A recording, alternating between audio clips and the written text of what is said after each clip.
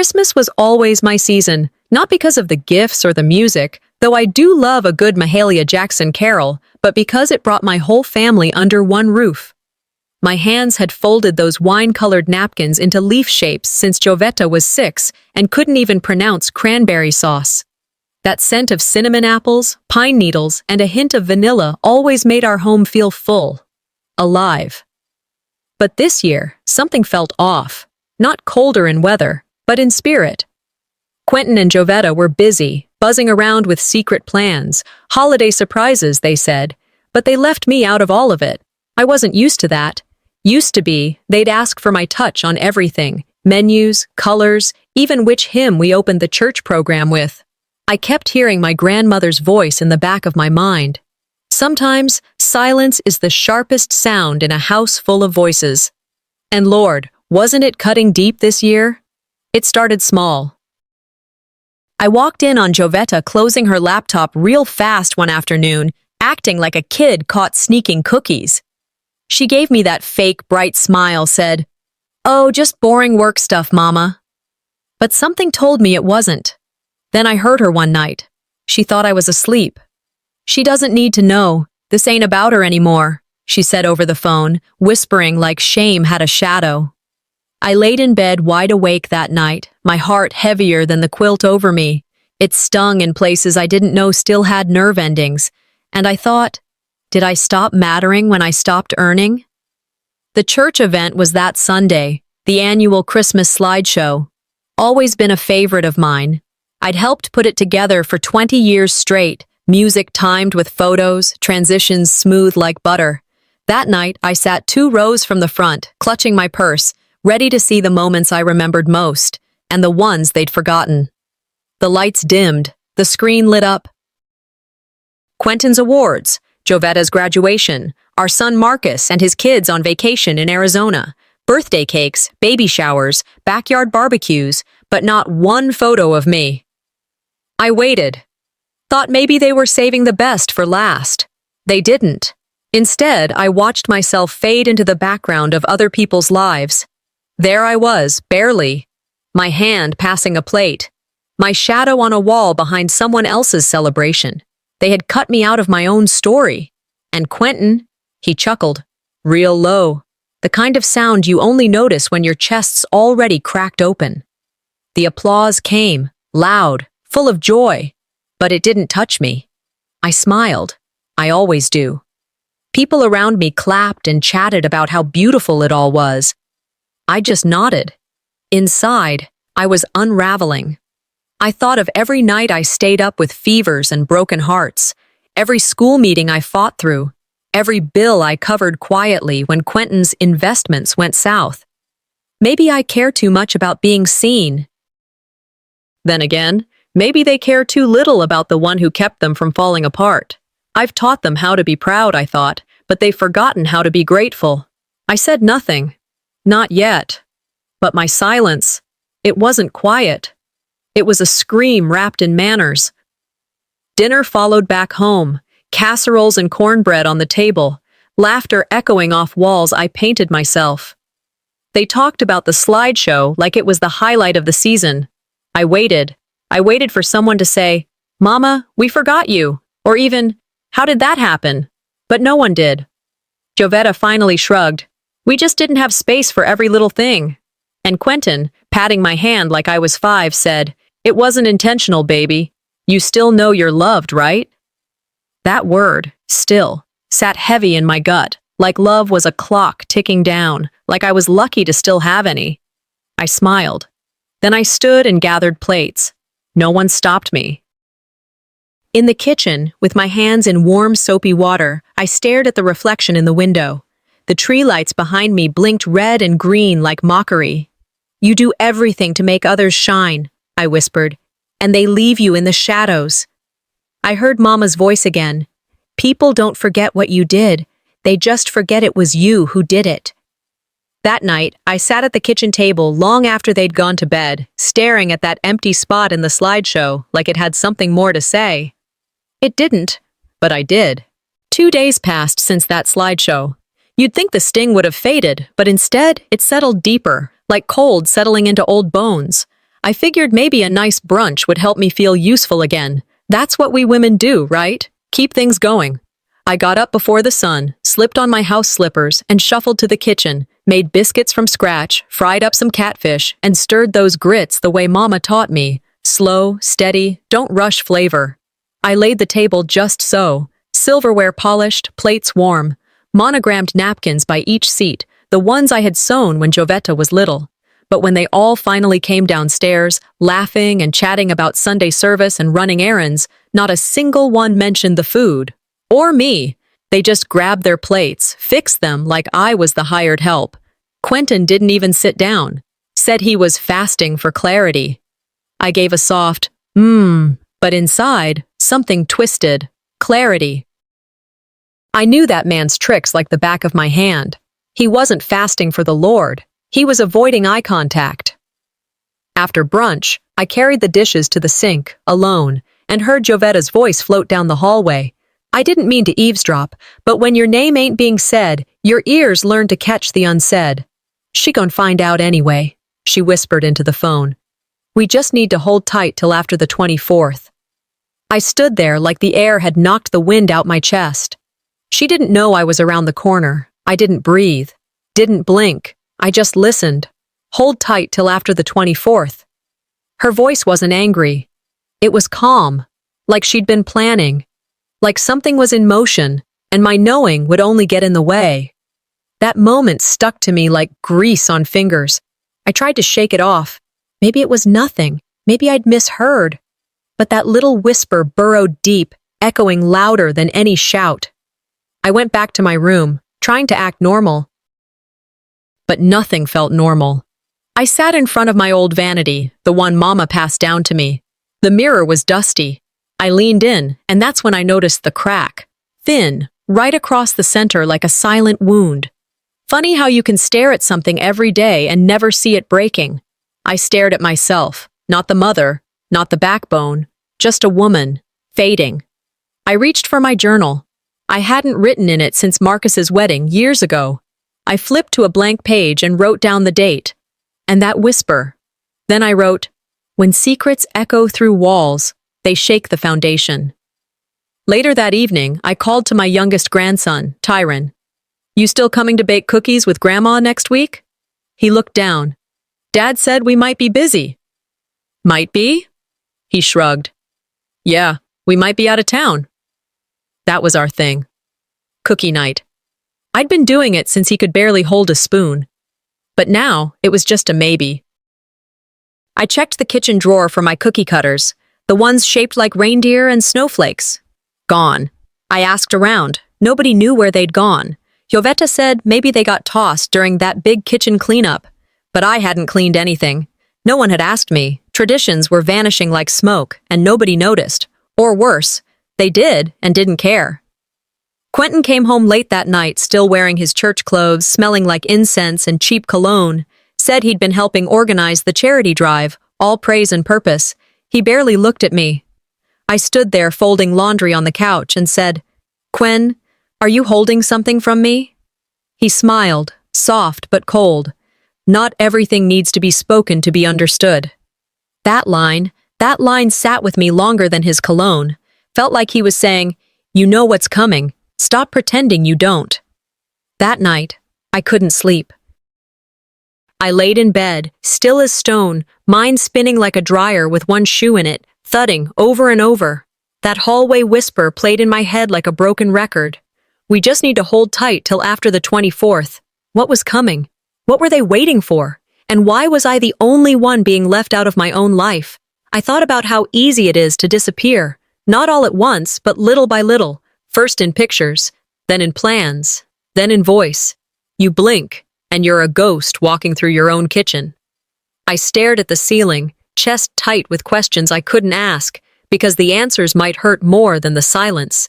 And just like that, I knew I had to stop being a silent footnote in their story. I found the envelope at my doorstep just after sunrise. Snow dusted the porch, chill in the air, and the world felt quieter than usual. Cream-colored, elegant, no return address. The kind of card you pause over before you open. Inside, the invitation to the Christmas Eve gala, hosted by Quentin and Jovetta. But my name was nowhere to be found. Instead, +1 reserved for family friends. I held the card in trembling fingers. There was no mistake, only intention. I flipped it over. The theme: building a new legacy. New. The word cut me more than I wanted to admit. I forced myself to call the caterer listed on the back. "Is there a Mrs. Latricia Vaughn on your guest list?" I asked. Her pause told me everything. I only spoke with Mrs. Jovetta Grady. She said the matriarch wouldn't be attending. Matriarch. Me, that title was mine. It stung. I steadied my voice, told her thank you, hung up. My hands shook. Later, in a rare moment of quiet, I found my old vanity mirror, the one Mama gave me. I saw a crack there I'd never noticed before, a thin line right where my reflection should stand proud. That mirror had held my face through joys and losses. Now it reflected someone slowly erased.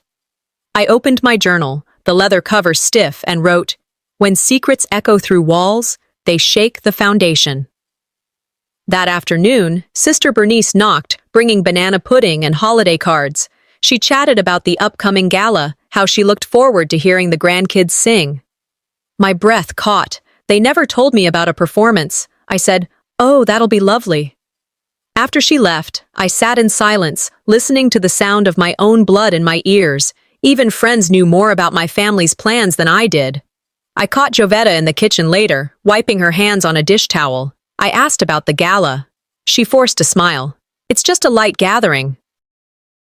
"Didn't think noise would do much good this year," I said quietly. Noise never bothered me before. What changed? Her eyes shifted. She said nothing. I watched her walk away, carrying something unspoken. Inside me, a shift happened. I'm not asking for a seat. I'm asking why y'all think I don't deserve one. That night, I gathered the years I'd carried in silence. School fees I paid behind the scenes, hospital bills I covered, holidays I planned but wasn't thanked for. I folded them into a list, placed it beside the invitation. I whispered, "Y'all forgot who paid for that legacy y'all building." The tears didn't come. I stared at the empty chair at the head of my table. There's always been a seat for me. They act like I won't show up. But baby, I always show up when it counts. December 20th. Evening settled over the house like fog. Thick, quiet, heavy. The lights were dim, but not in a cozy way. The kind of dim that made the walls feel closer, like the house was holding its breath. Everyone was home. I could hear the floorboards creak upstairs, a drawer close in the kitchen, muted voices drifting from the living room. But nobody called my name. Nobody came to sit by me, or even ask how my day was. It wasn't anger. It was absence. Quiet, calculated absence. I walked into the living room and froze.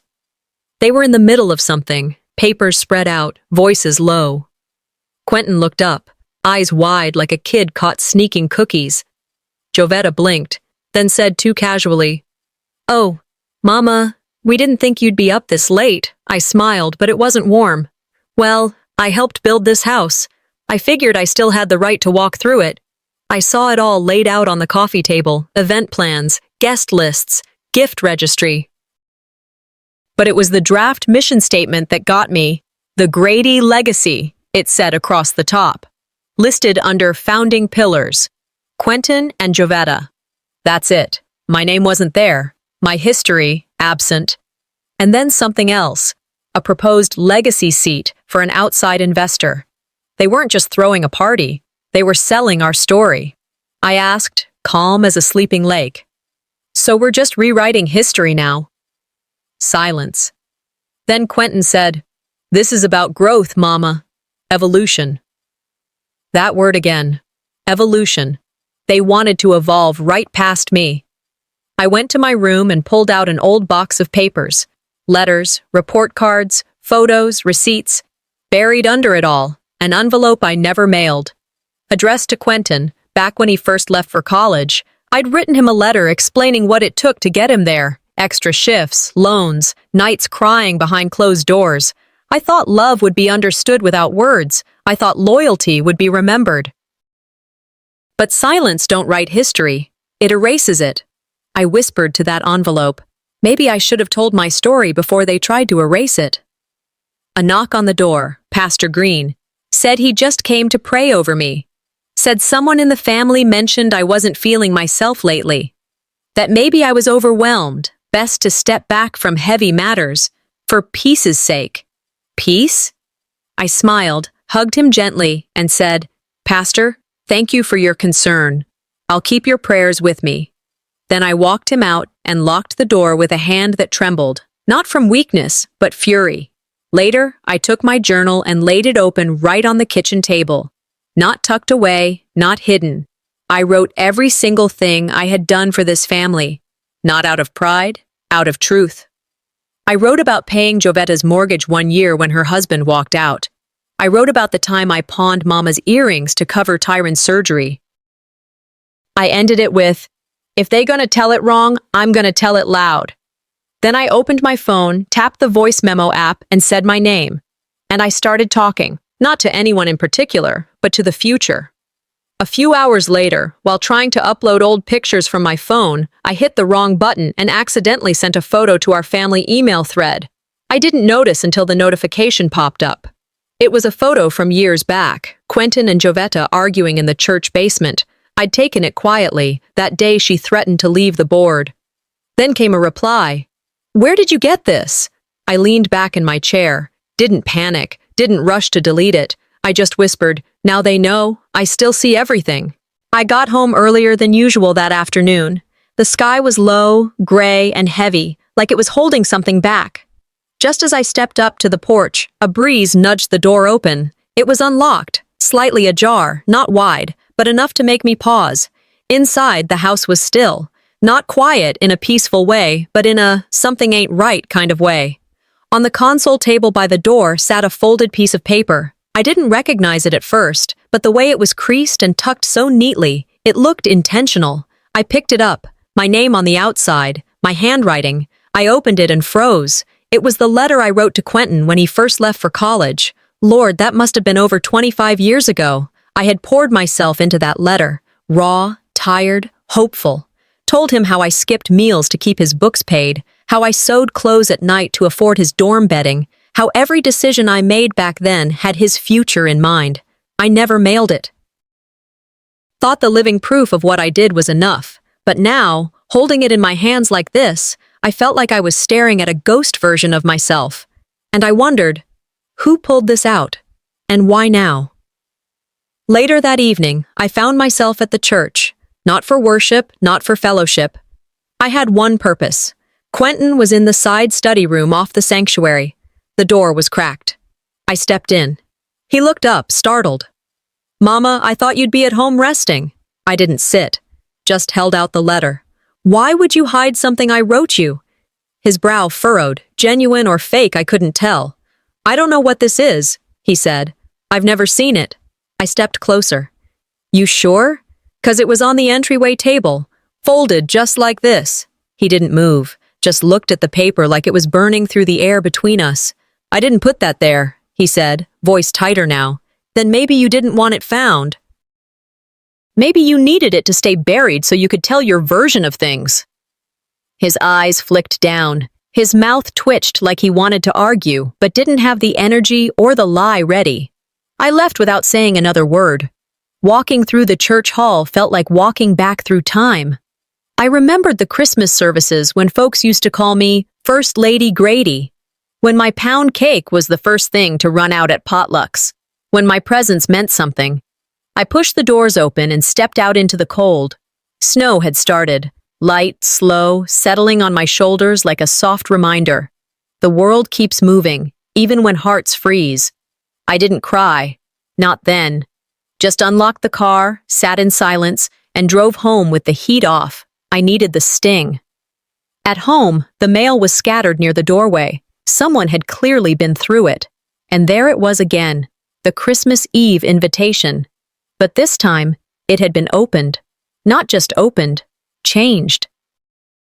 My name was no longer printed under the guest of honor line. A single line ran through it in pen. Over it, someone had written, reserved for family host.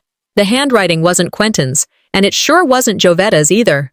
My finger hovered over the strike-through.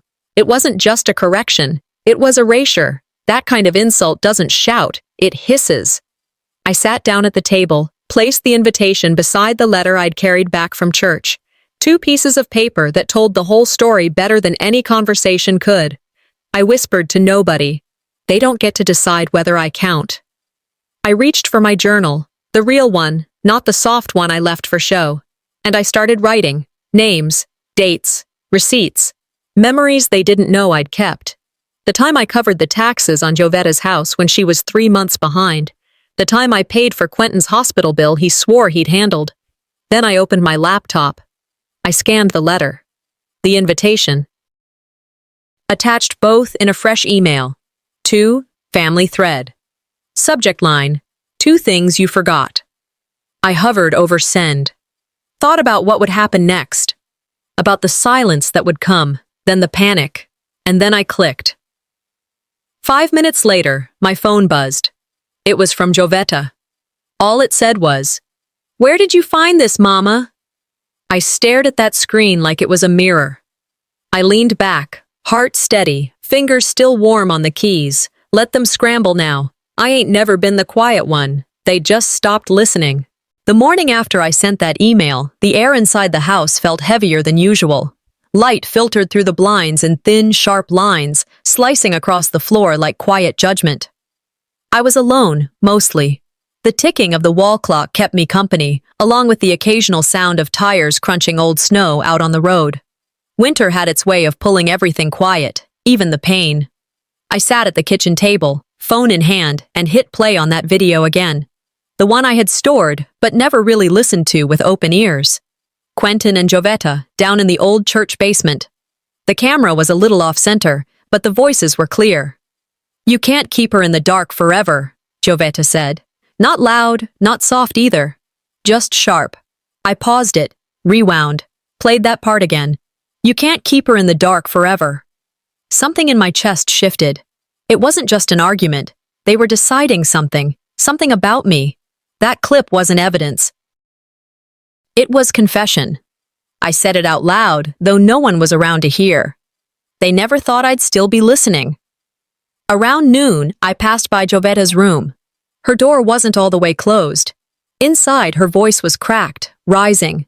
She was on the phone with someone, words like damage control and don't let it blow up spilled out between breaths. I knocked gently. The door opened halfway. Her face dropped when she saw me. I didn't wait for an invite. Just held up my phone. "We need to talk." She stiffened. Her eyes wouldn't meet mine. I stepped in anyway. Inside her room, framed pictures lined the shelves. Vacations, graduations, parties. I scanned them quickly. Not a single one had me in it. On her bed were travel brochures and little wrapped gifts, the kind you pass out to guests at events. "All this," I said, waving my hand slightly, "and nowhere in it is me?" She sighed. "Mama." "No, say it. You left me out. And don't tell me it was accidental." "I paid your tuition, Jovetta. I lent you money when your car broke down. I've held things together so long you started thinking they held themselves." "I appreciate everything," she said. But her voice was too practiced. "But I have to think about the future." That's when I felt it. The final tear. Because in her future, I was a shadow. I turned to her desk, saw her laptop open. "Where's the slide deck?" She didn't answer. "Where's the real one? The one before the edits?" She hesitated, then opened a folder and clicked.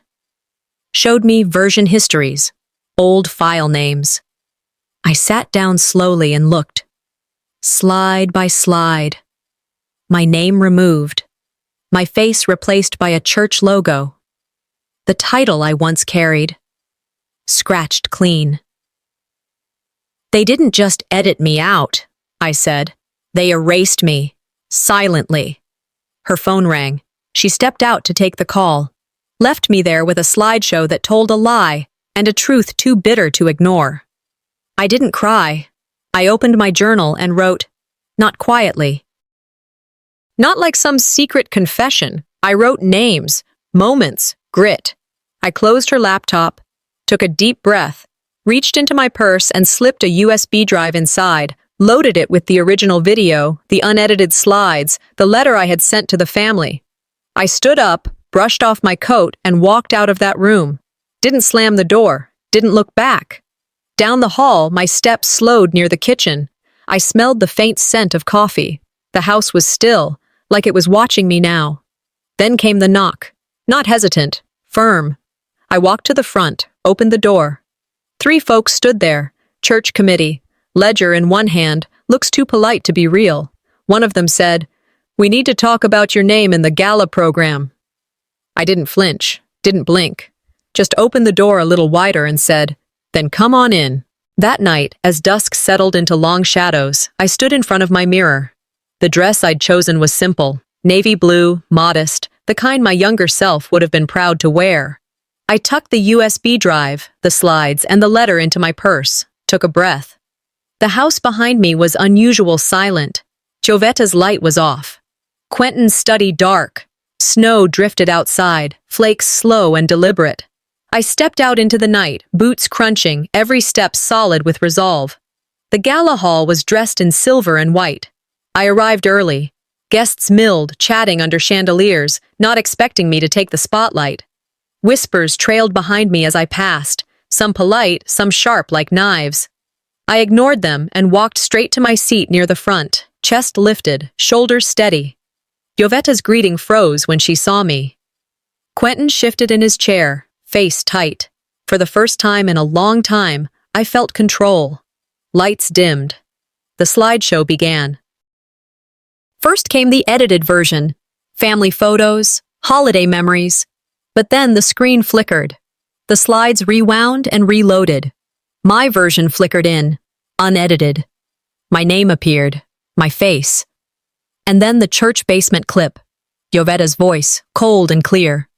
"You can't keep her in the dark forever." The audience gasped. Some covered mouths, others leaned forward. Jovetta went pale. I stood, voice calm. Truth isn't told in whispers. I walked to the stage, pointed to my slide, then pulled out the legacy document. "This is the version you showed the world." I held up the edited, then the original contract. "This is what I signed decades ago." I read aloud names, metadata, timestamps. The room held its breath. Jovetta stood, ready to interrupt. Quentin raised a hand. "Let her speak." Silence stretched. I turned to the back of the printed program, where guest names were listed. My name had been crossed out. I cleared my throat. "If my name isn't on this program, I'm not standing backstage." The host stuttered. Jovetta opened her mouth, but no words came. The hall shifted. I had reclaimed something they thought they'd erased. Before the toast, a waiter handed me an envelope. Jovetta's handwriting on it. I tore it open. Inside, the same invitation I refused, now marked reserved VIP seat. Smoke and mirrors. Was it apology or trap? I stared across the room at those who watched. I whispered, loud enough for some to hear, "Let's see whose invitation is real." The hall reeled. The pivot had begun. By the time I reached the hall that Christmas Eve, the night air was cutting sharp but clean. The place glittered, white and gold from floor to ceiling, like someone had bottled light and poured it across the room. Every face turned when I walked in. Some smiled politely, others looked away. Guilt has a way of glowing brighter than sequins. I carried my purse close. Inside it, the USB, the letter, the slides, the truth. Jovetta stood by the stage, flawless as ever, but pale under the lights. Quentin was beside her, hands clasped, face unreadable. The MC called my name, pointing to a seat at the head table. My seat. I inhaled slow, steady. This was the night it would all turn. When the program began, Jovetta took the microphone with that practiced warmth she used for every crowd. "Tonight," she said, "we celebrate family, faith, and the legacy we're building together." Folks clapped, glasses lifted. She smiled toward me like she was performing a peace act. Then she turned toward the booth and said, "Let's start the slideshow." That's when I stood. "Before you do," I said, calm but firm, "I'd like to play something first." The MC froze, murmurs spread, Jovetta's smile faltered. "Mama, this isn't the time," she whispered. "It's exactly the time," I replied. The room dimmed, the projector whirred. My version came on. Split screen, their edited slides on one side, the originals on the other, the missing faces, the removed names, and then the video from the church basement. Yovetta's voice echoing through the hall. "You can't keep her in the dark forever." Silence fell like a dropped curtain. A few people gasped. Someone whispered, "Lord have mercy." I stood tall, not a tremor in me. When the clip ended, I took the mic. "You erased me," I said, voice clear. "But I came with proof, not to shame you, but to remind you what truth looks like." I opened the letter, the one I'd never sent, and began to read. "I carried you in ways you never saw, and when I was tired, I stayed quiet so you could keep walking." My voice wavered once, then held strong. A woman in the crowd covered her mouth. Someone else wiped tears. Jovetta tried to step forward, but I raised my hand. "Not tonight." She stopped. The room stayed still. I laid the papers on the podium and turned toward the guests. "This family didn't build itself," I said. "Every brick had a name, and mine was written in the foundation." Then I reached into my purse, pulled out the trust deed. "From this day forward, every property tied to this legacy belongs to the Clara May Foundation, named after my mother, who taught me grace under fire." You could hear a pin drop. Quentin looked at me, eyes wet but proud and broken all at once. Jovetta's jaw clenched. "Next year's gathering," I said, "will be in the community hall, open to everyone, not just blood, but heart." Some people clapped. Others just stared, faces shifting between guilt and respect. I didn't gloat. I just nodded and took my seat. Afterward, the music came back on. Slow at first. People approached me, some hugging, some apologizing, some just whispering thanks. "We see you now," one woman said. "Should have seen you sooner." Jovetta kept her distance. Quentin hovered near the exit. I didn't chase either one. I just let the night breathe. I smiled, but it wasn't triumph. It was peace finally finding a place to sit. By the time I made it home, snow was falling heavy again. My porch light flickered across the driveway. Then I saw it. A black limo pulling up, quiet and deliberate. A man stepped out, one I hadn't seen in years. Used to run finances for the church. He held an envelope, walked straight up, handed it to me. "This is your final chance," he said. No smile, no eye contact, just words that hung heavy in the air. Then he turned and left, tail lights fading into the snow. I looked down at the envelope, its seal unbroken, my name scrawled across the front in dark ink. I didn't open it right away. I just held it, feeling its weight, and whispered to myself, "When I open this one, I won't tremble. I'll rewrite the ending." The morning light filtered through new windows at Grace House. It wasn't glare. It felt like something soft, hopeful. I stood in that room where my mother once dreamed of justice and dignity. Today, I cut the ribbon on a community center named for her. Programs for single mothers, mentoring for teens, support groups for elders, all under one roof.